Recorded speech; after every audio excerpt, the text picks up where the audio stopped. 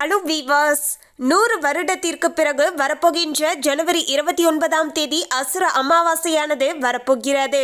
இந்த அமாவாசைக்கு பிறகுதான் பல முக்கியமான கிரகங்களுடைய இடமாற்றங்களானது அடுத்தடுத்து ஏற்பட போகிறது. இதன் விளைவாக துலாம் ராசி நேயர்களுடைய வாழ்க்கையவே புரட்டி போடக்கூடிய வகையில பல சம்பவங்களானது நடக்க போகிறது. இந்த சம்பவங்களானது துலாம் ராசி நேயர்களுக்கு சாதகமாக இருக்க போகிறதா, இல்லை என்றால் ஏதாவது பிரச்சனைகளை கொடுக்க போகுதா என்பது குறித்த ஒரு ஜோதிட கணிப்புகளை தான் நம்ம தெளிவாக தெரிந்து கொள்ள போகிறோம். பொதுவாகவே அடுத்து என்ன நடக்க போகுது அப்படின்னு தெரியாத ஒரு நிச்சயமற்ற வாழ்க்கையை தான் நம்ம வாழ்ந்து கொண்டு இருக்கின்றோம் என்று சொன்னாலுமே, ஜோதிட ரீதியாக பார்க்கும்போது நம்முடைய வாழ்க்கையில ஏற்படக்கூடிய அனைத்து இன்ப துன்பங்களும் நமது ஜாதக கிரக நிலைகளை பொறுத்து அமைவதாக சொல்றாங்க.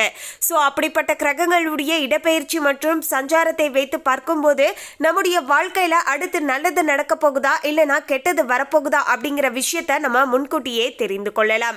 இதன் மூலமாக நமக்கு ஏற்படக்கூடிய பிரச்சனைகளை தவிர்த்து கொள்வதோடு அதிர்ஷ்டத்தை இன்னும் கொஞ்சம் அதிகமாக பெற்றுக்கொள்வதற்கு இந்த ஒரு ஜோதிட கணிப்புகளானது ரொம்பவே உதவியாக இருக்க கொடுங்க. பல நேரங்களில் நம்முடைய வாழ்க்கையில சில பிரச்சனைகளை சந்திக்கும் போதுதான் இந்த பிரச்சனை தான் வரப்போகுது அப்படிங்கிற விஷயம் நமக்கு முன்கூட்டியே தெரிஞ்சு இருந்தா நம்ம ரொம்பவே ஜாக்கிரதையாக இருந்திருப்போம் அப்படின்னு நம்ம பல முறை யோசித்து இருந்திருப்போங்க.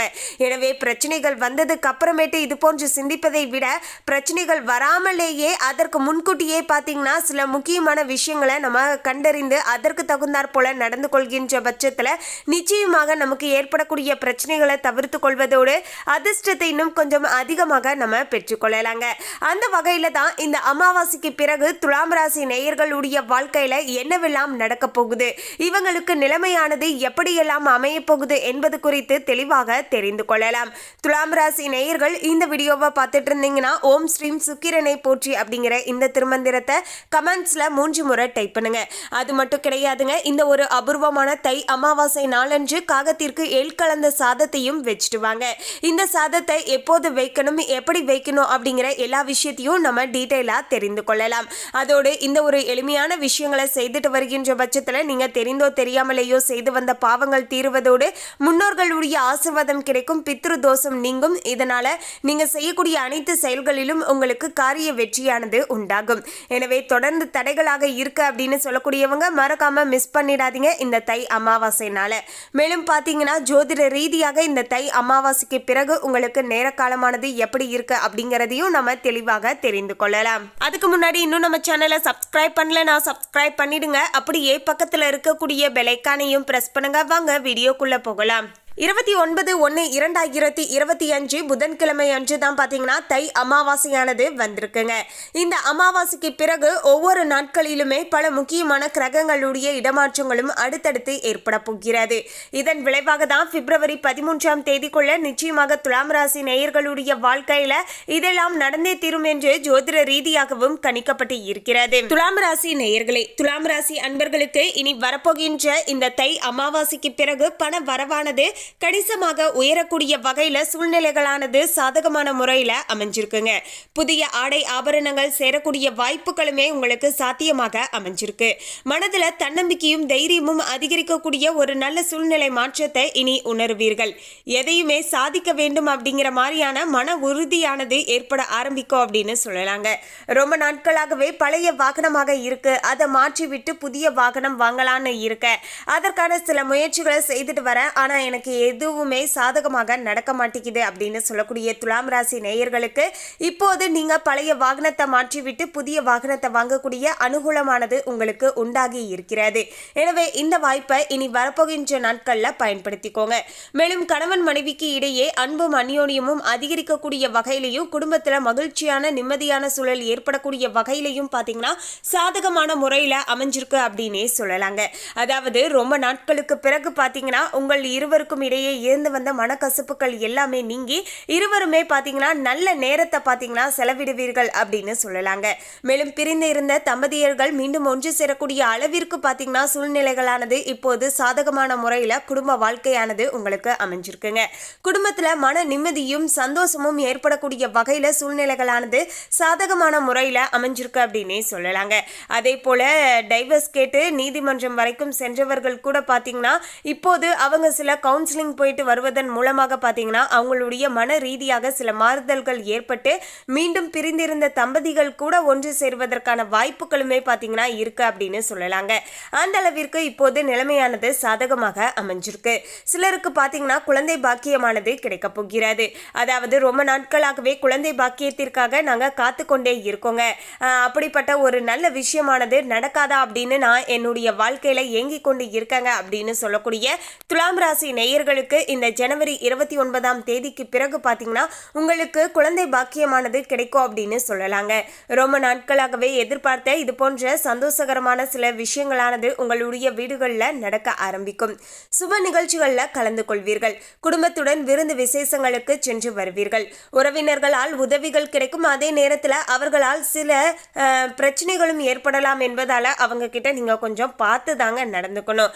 அதாவது சில நேரங்களில் நல்லதாக இருந்தாலும் சில நேரங்களில் அவங்க மூலியமாகவே சில கெட்டதுமே ஏற்படலாம் என்பதால் கொஞ்சம் அவங்க கிட்ட பார்த்தே பழகுங்க.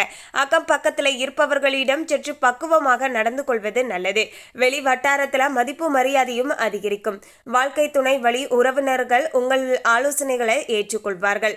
அவர்கள் மத்தியில் உங்களுடைய கௌரவமும் அந்தஸ்தும் உயரக்கூடிய வகையில் சூழ்நிலைகளானது சாதகமாக அமைஞ்சிருக்குங்க. தந்தை வழி உறவினர்கள் மூலமாக எதிர்பார்த்த காரியம் முடிவதில் சின்ன சின்ன தடைகள் ஏற்பட்டு நீங்க ஆரம்பிக்கும். இருந்தாலுமே பார்த்தீங்கன்னா சகோதரர்களால் நல்ல ஆதாயமானது கிடைக்கக்கூடிய வகையில் இந்த அமாவாசைக்கு பிறகு உங்களுக்கு நிலைமையானது அமைஞ்சிருக்கு அப்படின்னே சொல்லலாங்க.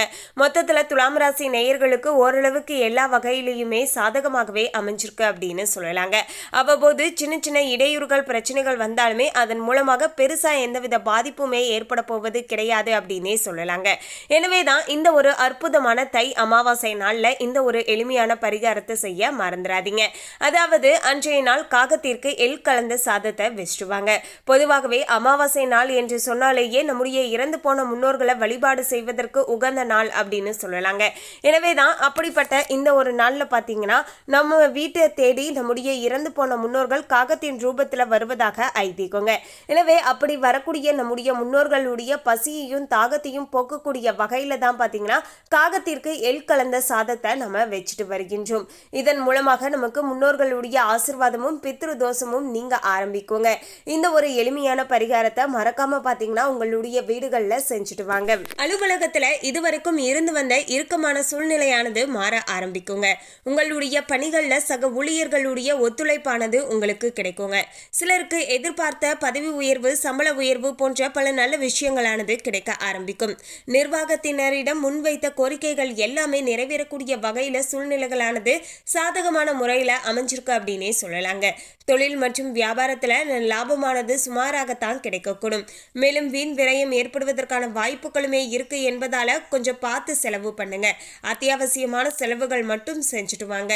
புதிய முயற்சிகளை தவிர்ப்பதுடன் வியாபாரத்தை விரிவுபடுத்தக்கூடிய முயற்சிகளையும் பார்த்தீங்கன்னா தவிர்த்து கொள்ளுங்கள் நல்லது. குடும்பத்தை நிர்வகிக்கக்கூடிய பெண்களுக்கு பல வகையிலே பார்த்தீங்கன்னா முன்னேற்றம் தரக்கூடிய வகையில அமாவாசைக்கு பிறகு நிலைமையானது சாதகமாக அமைஞ்சிருக்குங்க. புகுந்த வீட்டு உறவினர்கள் மத்தியில மதிப்பு மரியாதையும் அந்தஸ்தும் உயரக்கூடிய வகையில சூழ்நிலைகளானது அமைஞ்சிருக்கு. அலுவலகத்துக்கு செல்லக்கூடிய பெண்களுக்கு சிறப்பான பலன்கள் ஏற்படக்கூடிய வகையில இந்த அமாவாசைக்கு பிறகு நிலைமையானது சாதகமாக அமைஞ்சிருக்குங்க. எதிர்பார்த்த பதவி உயர்வு சம்பள உயர்வு போன்றவை எல்லாமே உங்களுக்கு சாதகமாக கிடைக்க கொடுங்க. மொத்தத்துல பாத்தீங்கன்னா பிப்ரவரி 13ஆம் தேதிக்குள்ள பாத்தீங்கன்னா நிச்சயமாக உங்களுடைய வாழ்க்கையில பல நன்மைகளானது நடக்கக்கூடிய வகையில நிலைமையானது ரொம்பவே பாத்தீங்கன்னா சாதகமான முறையில அமைஞ்சிருக்கு அப்படின்னே சொல்லலாங்க. மேலும் பாத்தீங்கன்னா இனி வரப்போகின்ற நாட்கள், அதாவது துலாம் ராசி நேயர்களுக்கு இனி வரப்போகின்ற நாட்கள்ல சாதகமான நாட்கள் அப்படின்னு பார்க்கும்போது ஜனவரி 27, 31, பிப்ரவரி 1, 3, 9 மற்றும் 12 இந்த தேதிகள் எல்லாமே உங்களுக்கு சாதகமாக அமைஞ்சிருக்குங்க. இந்த நாட்கள்ல நீங்க எது செய்தாலுமே அதன் மூலமாக இன்னும் அதிகப்படியான நன்மைகளானது உங்களுக்கு நடக்க ஆரம்பிக்குங்க. அதே போல உங்களுக்கான அதிர்ஷ்டகரமான எண்கள் அப்படின்னு பார்த்தீங்கன்னா இந்த அமாவாசைக்கு பிறகு 3 மற்றும் 7 சாதகமாக அமைஞ்சிருக்குங்க. அதே போல சந்திராஷ்டம நாட்களும் உங்களுக்கு இருக்குங்க. எப்போதுன்னு கேட்டிங்கன்னா பிப்ரவரி 6ஆம் தேதி மாலை நேரத்தில் இருந்து பிப்ரவரி 8ஆம் தேதி இரவு வரைக்கும் பார்த்தீங்கன்னா உங்களுக்கு சந்திராஷ்டமம் இருப்பதால இந்த நாட்களில் தேவையில்லாமல் யார்கிட்டையும் வாய் வார்த்தையில் ஈடுபடாதீங்க. அதன் மூலமாக பார்த்தீங்கன்னா நமக்கு தேவையில்லாத மனஸ்தாபங்களும் பிரச்சனைகளும் வரக்கூடும் என்பதால் முடிஞ்ச அளவுக்கு இந்த நாட்களில் ரொம்பவே பொறுமையோடு நிதானத்தோடு செயல்படுங்க. மற்றபடிக்கு பிரச்சனைகள் கிடையாது. மேலும் ஆஞ்சநேயரை சனிக்கிழமை தினந்தோறும் வழிபாடு செய்துக்கோங்க, நல்லது நடக்கும். மேலும் இந்த தகவலை பற்றிய உங்களுடைய கருத்தை கமெண்ட்ல பதிவு பண்ணுங்க. இந்த தகவல் உங்களுக்கு பிடிச்சிருந்தா லைக் பண்ணுங்க, ஷேர் பண்ணுங்க. இது போன்ற சுவாரஸ்யமான தகவலை தெரிந்து கொள்ள சேனலை சப்ஸ்கிரைப் பண்ணுங்க. தேங்க்யூ.